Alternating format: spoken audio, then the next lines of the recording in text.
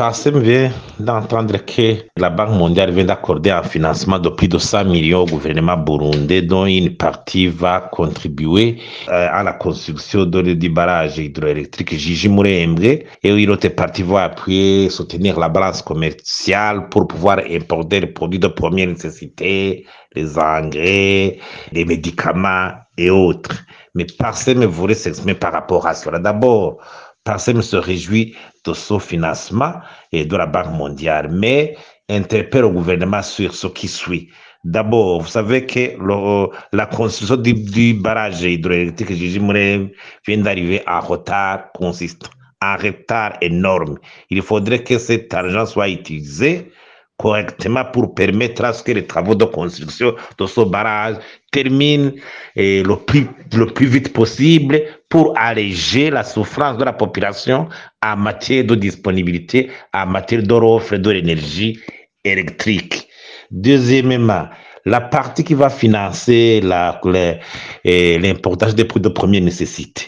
Pour Parsem, quand un tel financement est accordé, et on s'imagine que certains cadres de l'État rompus aux pratiques de détournement et de deniers publics commencent à ouvrir grandement les yeux. Il faut prendre toutes les balises pour que cet argent soit utilisé et très correctement. D'abord, il faut que la gestion des processus d'importation soit l'apanage des banques commerciales. Donc, tous les opérateurs économiques qui veulent importer les biens doivent passer par les banques commerciales partenaires. Deuxièmement, la Banque centrale devrait sortir une réglementation rigoureuse qui montre les produits de première nécessité éligibles sur ce financement de la Banque mondiale.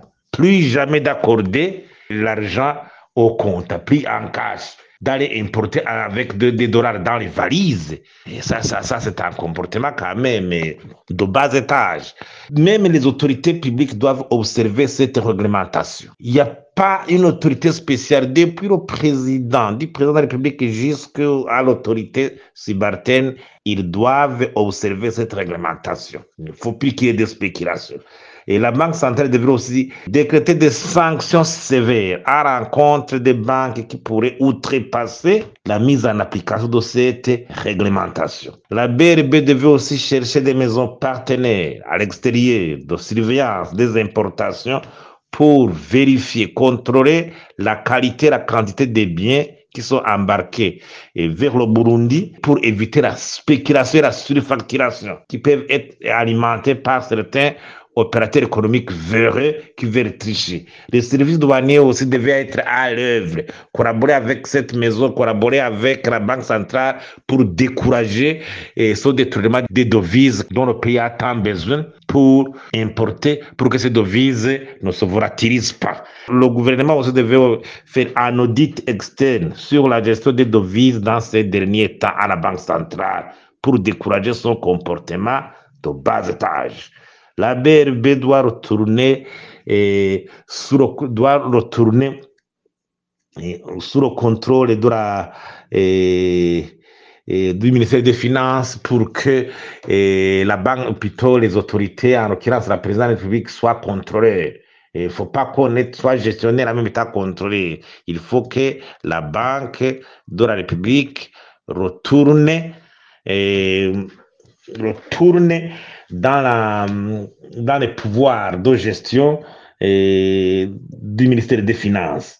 La présidence aussi devait s'atteler à ce que la Banque de la République garde son indépendance dans la gestion et le pilotage de la politique monétaire.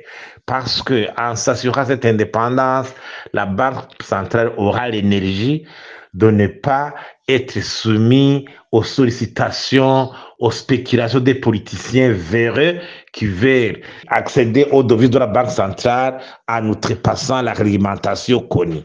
Et j'imagine qu'actuellement, nous sommes dans une situation délicate où le pays manque plusieurs produits de première nécessité. On ne devrait pas jouer avec un tel financement. D'abord, si on parvient à gérer correctement ce financement, ça va ouvrir les canaux à d'autres partenaires qui pourraient vouloir subventionner le gouvernement du Burundi en matière d'importation d'importation et de produits de première nécessité dont le pays a besoin.